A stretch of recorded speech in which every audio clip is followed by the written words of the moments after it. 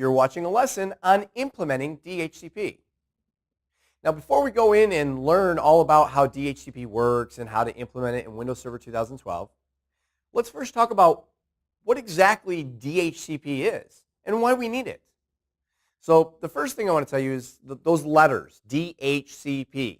They stand for the Dynamic Host Configuration Protocol. And if I want to be a little bit more sophisticated about it, I would say that the idea is that we take our hosts, right? I'm going to take all the letters here, and you'll see how this plays together. We take our hosts, or our computers, and we dynamically configure their protocol, or to be specific, their TCP/IP protocol. Okay, great. So now we've taken some letters, we put some words in it, and we tried to tie them together. How about I give you a real easy way of understanding DHCP? We automatically assign IP addresses, right? Instead of walking around to all the different computers on our network and statically typing in those IP addresses, DHCP allows for us to automatically have those IP addresses handed out. Now, as we'll learn, it's more than just the IP address, and that's why I say it's more about the TCP/IP protocol as a whole. But again, to keep it simple, and I want you to keep it simple if you're just learning this for the first time, it's just automatically assigning IP addresses. So let's go take a look at how it works. So here we are over on our Windows server, and to be specific, I happen to be on one that's called NYDC1. This is our primary domain controller for the Global Mantics corporate office in New York. This is the same server that we've been using for most of the demonstrations in this course, and the one that I will continue to use for most demonstrations in this course. But I do want to let you know that, in order to follow along, you don't need to be on a domain controller. You don't have to be on New York DC1. You could create another server. You could make it a member server. It is important that it is a member of the domain as opposed to just being a standalone server. You'll see when we get in that there is an authorization with the domain. This is to help prevent rogue DHCP servers from being brought up on your network. Okay, so that is the one factor that you do want to have. You want to have it be some domain member if you're going to work with Windows Server 2012 DHCP. But I'm going to use NYDC1. Now, in order to install DHCP, we need to first understand that it's a role. And like we've seen before, in order to install a role, we need to open up our server manager. So we're opening that now. From there, what we're going to do is go ahead and click on Add Roles and Features. Before I do just want to point out that we've got a lot of red going on here, and that might be alarming to you. So why don't we actually take a look and see what it is? I'll just go ahead and pick this one here on the local server. It says Manageability. I'll just go ahead and click on it, and you will see here that it's telling me that there's a restart pending. What most likely has happened here, and if I were to dig deeper into this, I'm sure I could confirm this. Let me go ahead and cancel it. Is there was probably a Windows update that hit this computer, and it needs to be rebooted. Okay, so I'm not going to worry about rebooting at this moment, but I just wanted to let you know so that you weren't worried about why we see all this red, and or if you're seeing it on your end, don't always panic just because you see the red. That's just a way of letting you know that something needs to be done on the server. And by the way, I should show you. Let me go ahead and click on Manageability again. I could, from right here, right-click and select Shut Down Local Server. And then from there, you see that we can turn this into Update and Restart. Okay, so everything can be done right from that same spot. But we're not going to worry about that now. Let's learn about DHCP. Right here, we click on Add Roles and Features. We're going to make this a role-based installation. Click Next. We need to select what server we're going to go ahead and install this role on. We're going to install it on NYDC1, so we're fine here. I'll click Next. Now you'll notice we're getting a warning. It's telling me that this server is pending a restart, and they recommend that you do that before installing the role. And I'll tell you what, that really is a good idea. So what I'm going to do here is I'm going to cancel out of this, and I'm going to do what the computer wants me to do, and I'm going to restart. Okay, so this is not something that you would be doing to follow along if your system's not asking for a restart. I'm just going to do this to go ahead and make sure that we don't have any errors while installing. Unfortunately, through the magic of video and video editing, I'm going to go ahead and essentially pause the recording of this lesson, and I'll be right back with you as soon as we're done restarting. Okay, so my system has rebooted, and by default, it takes me right into the server manager when I log back in. I do want to point out one other thing, just in case you experience this as well, and that is when I first rebooted for a brief moment, I still had some red. I was actually down here on the local server, and then of course also the all servers. And the red was for services, because there are, just as we've seen in other lessons, services that are delayed start. And so until they all get started, we see a little more red. All right, so now that we've taken care of all the red, and we always want to make sure everything's green, let's go ahead and get in here and add this role, right? So I'm going to click on Add Roles and Features, do a role-based installation. We're going to do it on NYDC1. But what I do have is a checkbox here for DHCP server. So I'm going to check that box. It tells me there are additional roles and features that are needed as part of this process. So I'm going to go ahead and say, yep, that's cool. Add those features for me. This is not new. This is stuff we've seen when installing other things. So I'm going to go ahead and just kind of click Next through all of this quickly. Here's the additional features if you want to look through them. Click Next, Next. I'll tell it to reboot automatically if need be. Gives me a warning. Make sure I know what I'm doing. Yep. And install. And at this point, it is going to install the DHCP server role for me. Now, just as we've seen with other roles, it tells me that I don't have to stare at the screen. I could close this window without interrupting the running task. Okay, but I have nothing else that I need to be doing right now. So I'm going to go ahead and let this run. And it'll take just a few moments. But again, through the magic of video editing, we're going to speed this up for you. Okay, what we now have is you'll see that the bar went all the way across the screen. It says configuration required, installation succeeded. Okay, so similar to what we saw when installing the Active Directory role, when installing DHCP, it's again telling us there's some additional configuration required. And guess what? It makes it real easy for us. Right here, there's a link for complete the DHCP configuration. So I'm going to click on that link, which you'll see that that's going to launch the DHCP post-install wizard. So let me click on that now. You'll see here that's telling you these are the follow-up steps that it's going to do. It's going to create a couple of security groups, DHCP administrators and DHCP users. Okay, and these are specific groups that are used to delegate different levels of DHCP server administration. And it's going to then authorize the DHCP server.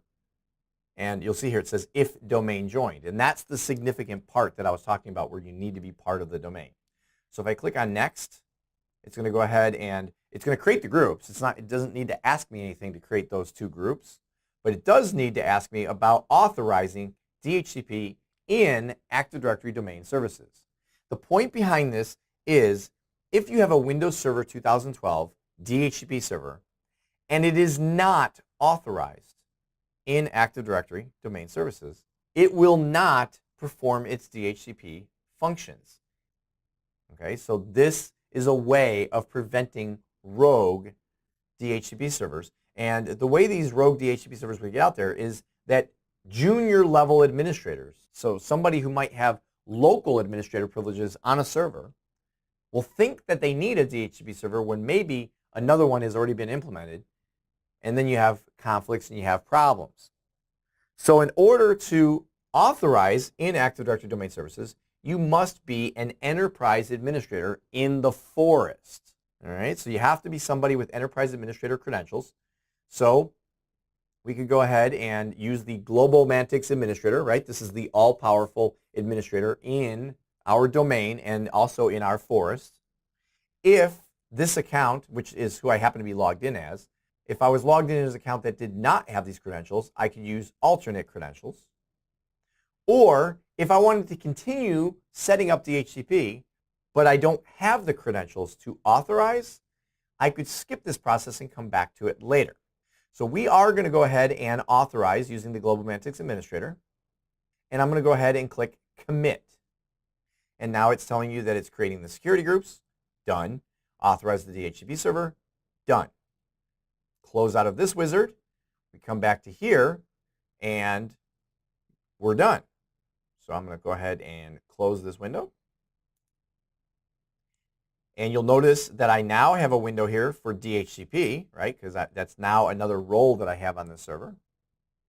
And you'll also notice that if I come over to my Tools menu, that I have a DHCP management tool.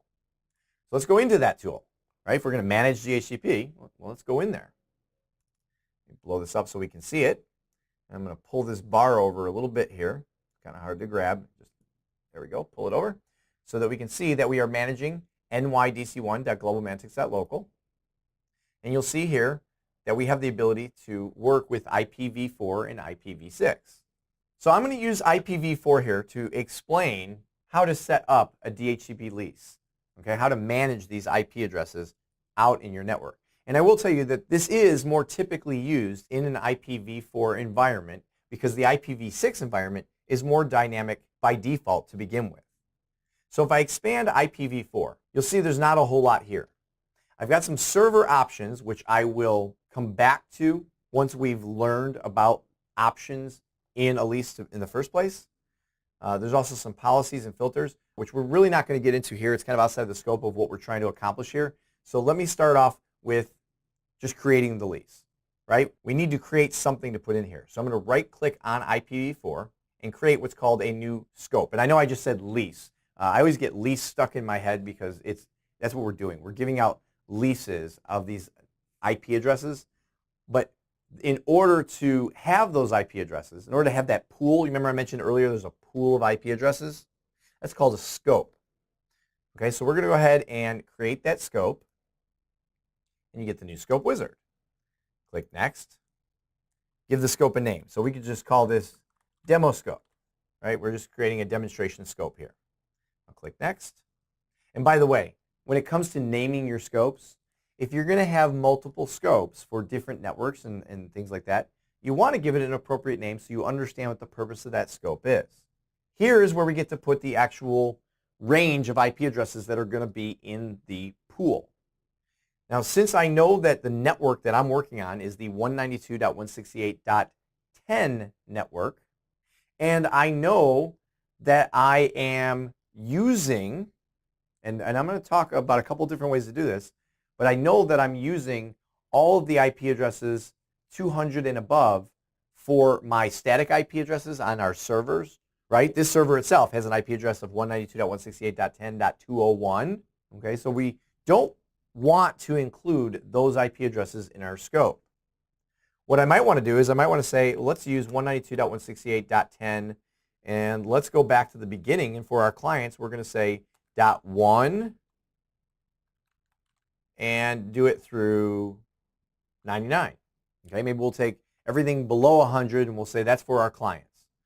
Now, is that pool big enough?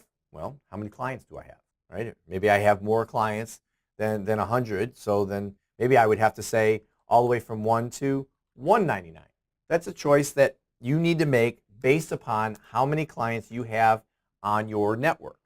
Now, another option that is available, and I'm going to change this here to the other option so I can show you how to do it, is let's say that I wanted to use, let's say 1 to 199 was being used for something else altogether, okay? It's not a very realistic, hypothetical there, but just so you can understand what I'm doing here. Actually, I'm going to go a step further. I'm going to say 1 to 150 are already being used. So let's start at 151, and let's go through 254, right? That's the top of the range that we can use. So 151 to 254. On top of that, we're going to go ahead and give our subnet mask. Okay, if you're using the CIDR notation, that's where the 24 comes in, or we have the actual literal subnet mask itself. And by the way, you'll notice in this range, I've included those 200 addresses that the servers use. So we're going to address that in just a moment. I'm going to click Next. And this page is where we address the issues of, well, what if there are some IP addresses in that pool that we don't want to use? So what I'm going to do is I'm going to go ahead and put in 192.168.10.200, and we'll say all the way through 10.220. Okay, so maybe we know that that's enough IP addresses for all the servers on our network. And I'm going to add, and that's an important button right there, add. I've seen where people just type in the range and then they click next. You haven't added the exclusion. All right, so here we're adding the exclusion 192.168.10.200 through 192.168.10.220. Those 21 addresses are not going to be part of the pool. So we're going to give out IP addresses all the way from 151 to 254, but not including 200 through 220. Those exclusions are for other machines that are going to be using those IP addresses statically. Go ahead and click on Next. This is where we get to pick the least duration. Remember we talked about the duration, and the default, although it's kind of hard to see with the highlight there, let me click away from it, is 8 days, 0 hours, and 0 minutes. There are a lot of opinions out there as to what your least duration should be. Some say it's okay to make it longer. Some say it's okay to make it shorter. Some will say there are specific reasons. One example I could give you is if you are in an environment that is frequently changing, or maybe the clients move around a lot, right? Maybe you have a lot of mobile clients, whether it's their phones, their tablets, or their notebooks. Okay, there's a lot of mobile devices, and if they're moving around to different networks in the office, you don't want them to have their IP address for a very long period of time. So in that case, you might break it down to like 1 hour. And that way, the worst case scenario is somebody has moved from one network to another, it would be no more than an hour before they would have an appropriate IP address. The flip side is if you have a very static office, one where you have machines that don't hardly ever go anywhere, you could make a very long lease duration. You say, hey, once they have their IP address, let them keep it for a very long period of time. In fact, you could change the days to 0, and that would mean if you have zeros all the way across, that means indefinitely. There is no lease duration. You just get the IP address and you just get to keep it. I do not recommend that because there are problems that can be caused by that. So I'm going to put that back to the 8 days. Okay, we'll just leave it at its default for right now. Click Next. Here is where we can configure something called DHCP options. I called them lease options earlier. And you saw there was also a folder up here for server options. And these are all kind of the same things here. These DHCP options are what if you want to give out information beyond just the IP address. Then you're done. You don't need to configure any options. But what if you want to tell the client who their default gateway is or what DNS server to use? Well, that's where these options come into play. So I'll click Next, and then here it says, okay, who do you want to say is the default gateway? I happen to know that 192.168.10.200, and again, make sure you click the Add button, because if you just type it in and click Next, it doesn't work. But I know that this IP address happens to be the router that gets me off the 10 network and out to the internet. If I click Next, how about DNS? Well, we know that we want to be part of the globalmantics.local domain, and then from there, you'll notice it already defaults to the thought of giving out 10.201, because that's what this server is using for DNS.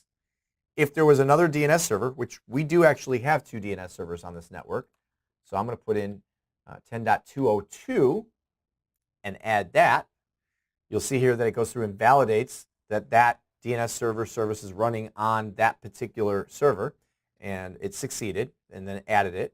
Okay, so those are the 2 DNS servers that we're going to have the client point to as well. Click on Next. If you are still using WINS, which has to do with dynamic name resolution when it comes to NetBIOS names, this is almost 100% a thing of the past. I say almost. We'll say 99% in the past. But if you are using WINS servers, you would add them here. I do not have any, so I'm not going to add any, but you could add them here. Click on Next. And I can choose whether I want to activate this scope or not. Now, what does this mean, activate? If you do not activate the scope, then all you've done is configured it, but not made it available to the clients. Once you activate it, the clients have the ability to go ahead and begin getting IP leases from this scope. So I'm going to go ahead and say, yes, I want to activate it. Click on Next and Finish.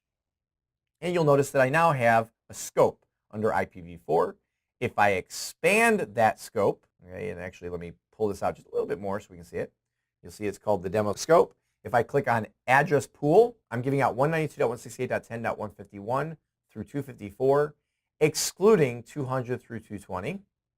You have an address leases folder here, which would show me any clients that actually got an IP address from this pool. So once clients start going through the DORA process and we start giving out IP addresses from this pool, they would show up here. You'd see the name of the computer and the IP address that was given to them. I'm going to skip reservations for just a moment, and I'm going to come down here to scope options. And here's where we can see that we are telling these clients to point to a certain IP address as their router or default gateway, pointing to certain DNS servers, and using a certain DNS suffix. I will tell you there are many more options, and we're not going to go into it. But if I right-click and just go to Configure Options, I just want to show you there is actually a big, long list of particular options you can also configure. Okay, and again, it's kind of outside the scope of what we're doing here in this lesson. It's much more advanced. If you get into very specific things you're doing on your network, DHCP can assist in that process. And if I jump back up here to reservations, let's talk a little bit about what a reservation is. Because a lot of people get reservations and exclusions mixed up with each other. When you exclude an IP address from the scope, what you're saying is don't hand out that IP address. It's being used by something else. Okay, so it is truly just not part of this scope.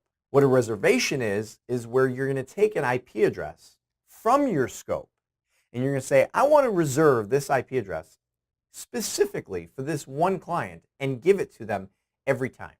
So again, it relates in the sense that exclusions have to do with machines that are using static IP addresses, and reservations have to do with machines that are using static IP addresses. The difference is with the exclusion, you're truly excluding the IP address because there is another machine that truly has statically been configured with that IP address. Whereas the reservation is where you're emulating that a machine has a static IP address by giving them the same one every time. Now, where might you want to do this? The most typical example I could give you would be a network printer. It is very common these days to have a printer that has its own Ethernet card built into it, and it exists by itself on your network rather than being plugged physically into one of your computers and then being shared from there. I will tell you that most of these printers do not have a very friendly interface when it comes to configuring them, and you don't necessarily want to give them a static IP address through the configuration on the printer itself. But yet you want the printer to have a static IP address. I mean, you want users to regularly be able to find that printer based upon an IP address that they're familiar with. So that's where we create the reservation. And let me show you how to do that. If I right-click, say New Reservation, we'll say Printer 1, okay, just say a printer that's on my network. And let's say that we specifically want to use 151 to 160 for our printers. And again, it could have been any number. I could have said, no, maybe I want to use 251 through 254 if I only had a few printers at the end. It could have been somewhere in the middle. It really didn't matter. But let's say I'm going to go ahead and use 151. I want that IP address to be reserved. And the way I'm going to reserve it for that device is by putting in the MAC address, the actual physical hardware address for the network card in that device. Why? Well, when that device broadcasts out that Discover packet saying, hey, is there a DHCP server out there that can help me?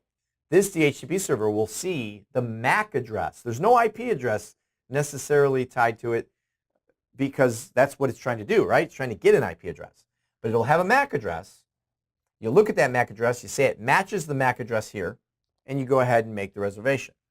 So if we just said 001122334455, and that's not a real MAC address. A MAC address will be a hexadecimal address, so anything from 0 to 9 and then A, B, C, D, E, F, okay, is all valid in the MAC address. We're going to go ahead and make this reservation. Click on Add and Close. Okay, and I say it's not a real MAC address because I don't have an actual printer here. But you can see that this IP address has been reserved for printer 1 with that particular MAC address. And every time printer 1 broadcasts out, hey, I need an IP address. First of all, if there's more than one DHCP server that responds back with an offer, the printer will say, whoa, this offer was flagged as a reservation, so that's the one I'm going to take. And then also, this particular server is going to look at its address pool, and it's going to say, and I know you don't see it here, but I'm letting you know that it knows, don't give out 151 to anybody except printer 1 who has the reservation. Okay, so that's the pool and the leases. Oh, by the way, you can even see it in the leases here. See, it says, here it is, in the leases as a reservation, but it's inactive. That's telling me that that printer doesn't actually have this IP address right now, but that it's been reserved for it. The one last thing I want to show you here is the server options. And there's really nothing to show you. It's more just explaining to you that you can have more than one scope. Okay, if I were to come up here and right-click, I could create another scope. The scope options are specific to that scope. If there are options that you want to have for all scopes, you would do them as server options. Now, I will tell you that if there's a conflict, if you have a server option set one way and a scope option saying something different, the scope option will actually win. It basically works so that the closer you get to the client, the more priority you get in the case of a conflict. I mean, I can tell you on top of that, if the client itself was pre-programmed with something statically, so if there was an option that was statically configured on the client, an example would be the client might say get your IP address dynamically, but assign your DNS server statically, then the client would win out over the scope option or server option because, again, it's whatever's closest to the client. Okay, so I just wanted to kind of point out that the server options are the same thing. If I were to right-click and say Configure Options, you get this same list. Okay, and here's a good example right up at the top, router. I could set up the default gateway, and this would be for all scopes, not necessarily a particular one. I'm going to hit Cancel because we're not going to do any server options. And I want to tell you that, well, pretty much that is how you set up DHCP in Windows Server 2012. Okay, so that does bring us to the end of this lesson. And at this point, you should now know how to implement DHCP in Windows Server 2012. And you should know what it is and how it works. And to be specific, I really want to put an emphasis on make sure you don't overlook. I know we started the lesson off with it, and it's real easy to kind of just let that fall to the side and just focus on the actual point and click in Windows Server 2012. But make sure you know how it works. That 4-step DORA process, as well as the renewal process, is a very important concept to understand if you're going to implement a successful DHCP infrastructure. Okay, so that's pretty much it. We know how DHCP works. I'll see you in the next lesson.